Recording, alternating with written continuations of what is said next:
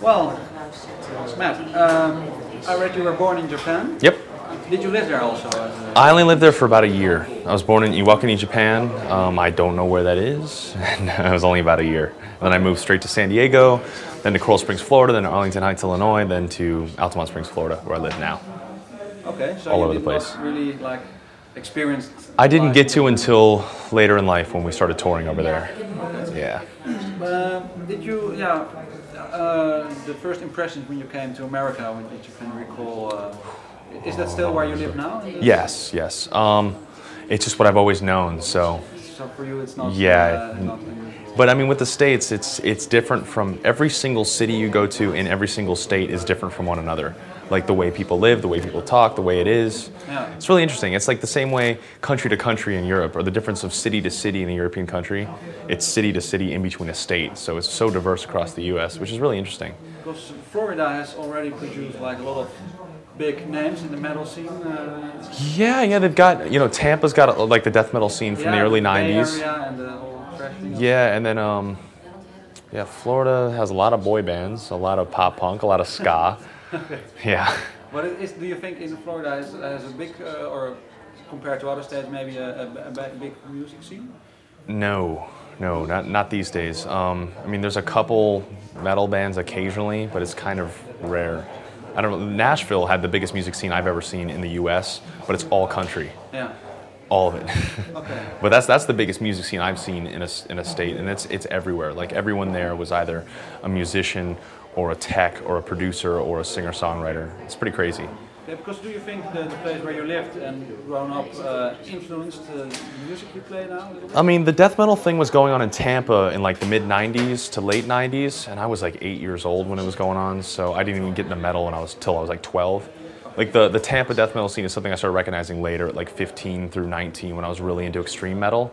Yeah. I really dig a lot. Like Death was our biggest influence out of Florida, and they weren't even from Tampa. They were from like I think only like 10 minutes south of us. And we actually played we played a benefit show for Chuck Schuldiner when he was in the hospital, when we were still a local band even. Okay. So that is not like, there is not a special vibe going on that is... Well, I mean, because Trivium's not a death metal band. Yeah. We're all fans of, like Corey and I are big fans of the death metal scene, Paulo as well. And, but yeah, we've never really been inside of that necessarily, but we do dig the bands, but it's never been necessarily an influence on us. That's why it's cool that we can listen, we're fans of, which is always cool. Okay, because you started already at a very young age to play in a band. Did you have like a musical teacher or some person as a mentor who... A little bit. I took guitar lessons on and off for about a year from a really good guitar teacher, and aside from that, it was just a lot of screwing around self-taught stuff, because I don't know any music theory.